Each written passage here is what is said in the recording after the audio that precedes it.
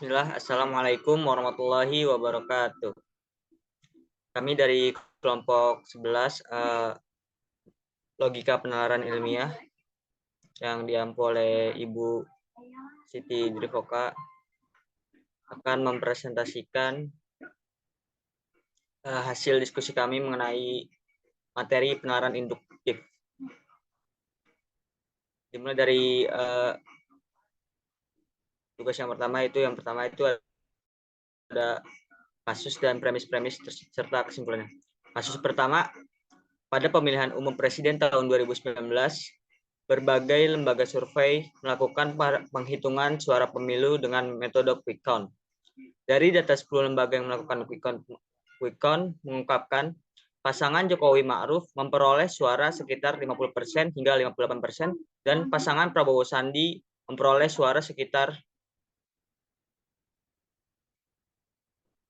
boleh di scroll ke bawah.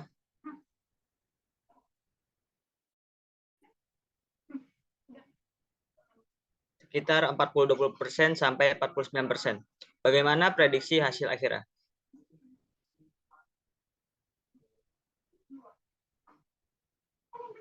Ya, di sini terdapat beberapa premis-premis. Yang pertama, diketahui terselenggara pemilihan presiden pada tahun 2019.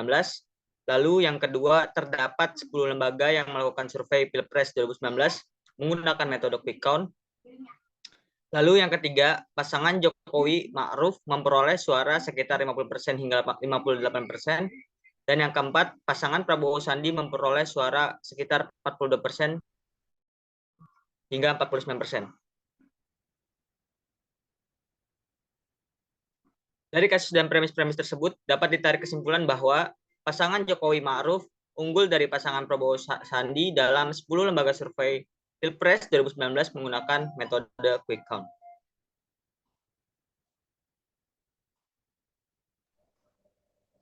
Baik, selanjutnya saya akan membacakan poin kedua, yaitu diketahui kasus kedua tersebut berbunyi, hari ini pukul 10 pagi Anda mendengarkan suara bel dari sekolah yang ada di dekat rumah Anda. Lalu terlihatlah para siswa keluar dan bermain. Di hari klasifikasi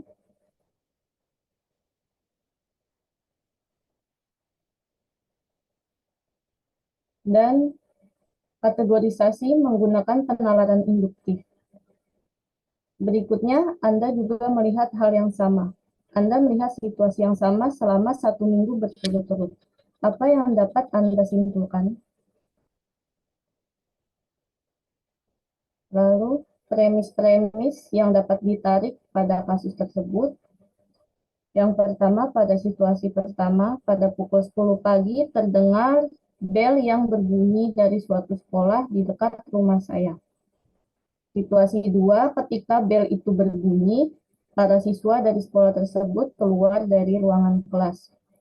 Situasi ketiga, setelah keluar dari ruangan kelas, para siswa itu saling bermain. Kemudian situasi keempat, situasi tersebut, situasi dari poin 1 sampai poin 3 terjadi selama seminggu berturut-turut. Lalu kesimpulan dari kasus ini adalah suara bel menandakan bahwa pukul 10 pagi merupakan jadwal untuk para siswa istirahat setelah sebelumnya melakukan kegiatan belajar mengajar yang sudah dijadwalkan oleh sekolah tersebut.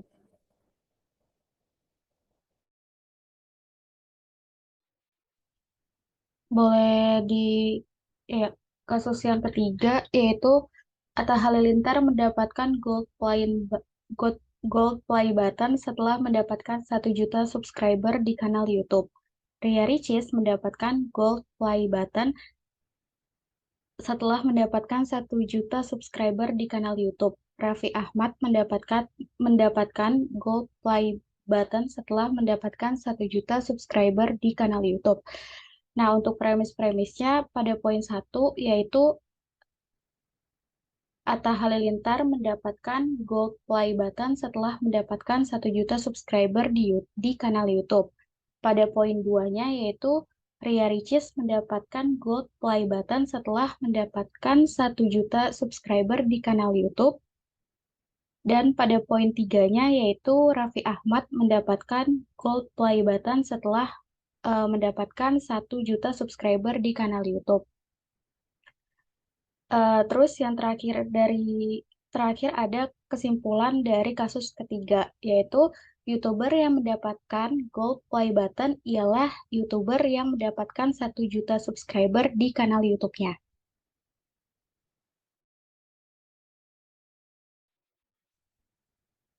Baik, saya lanjutkan untuk kasus keempat, yaitu seorang siswa di sekolah A ditemukan meninggal setelah melompat dari lantai 4 sekolahnya.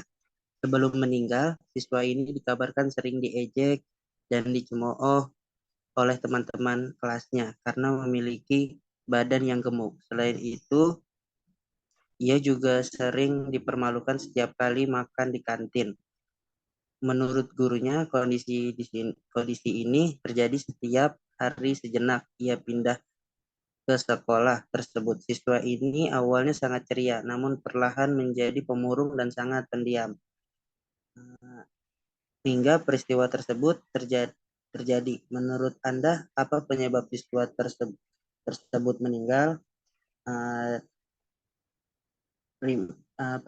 Primesnya, satu, seorang siswa di sekolah A ditemukan meninggal setelah melompat dari lantai 4 di sekolah A tersebut.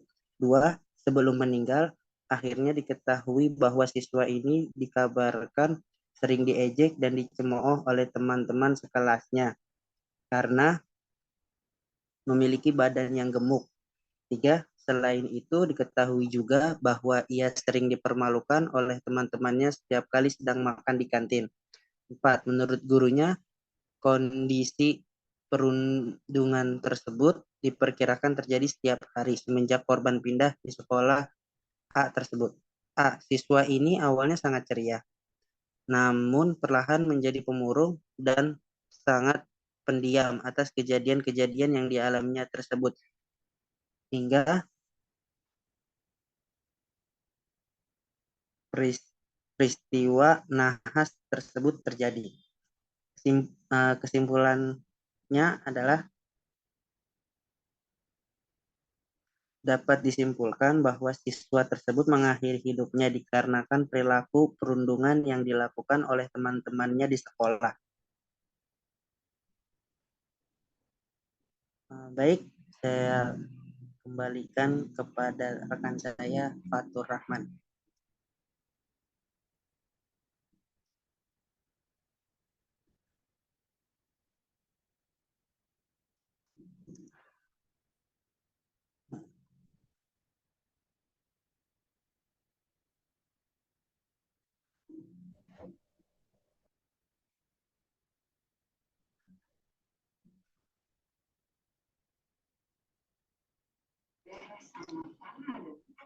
Baik, terima kasih teman-teman yang sudah membacakan, mempresentasikan kasus-kasus tadi yang sudah ada serta premis dan kesimpulannya.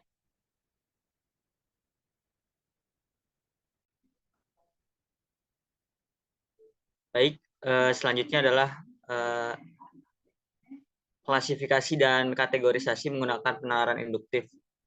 Itu tugasnya analisis kasus mandiri. Jadi kita mencari 3 kasus dan kita analisis premis beserta kesimpulannya. Baik, teks pertama akan disampaikan oleh Putri.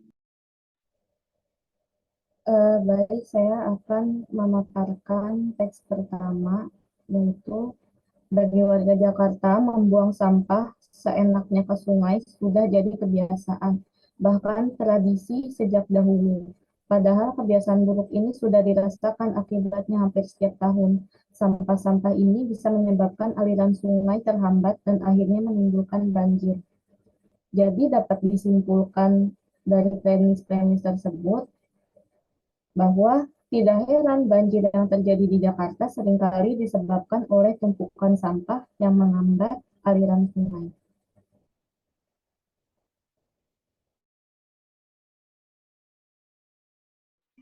Selanjutnya teks 2 boleh Rida. dibacakan. Iya, untuk teks 2-nya, belajar dengan sistem SKS alias sistem kebut semalam bukanlah hal yang patut dicontoh, apalagi kalau esok harinya adalah hari ujian. Akibat yang bisa dirasakan adalah rasa kantuk ketika sedang mengerjakan ujian. Maka itu, persiapkan diri dan mulai belajar sejak jauh-jauh hari sebelum waktu ujian tiba. Nah, premisnya yang pertama itu belajar dengan sistem SKS bukanlah sebuah hal yang patut untuk dicontoh.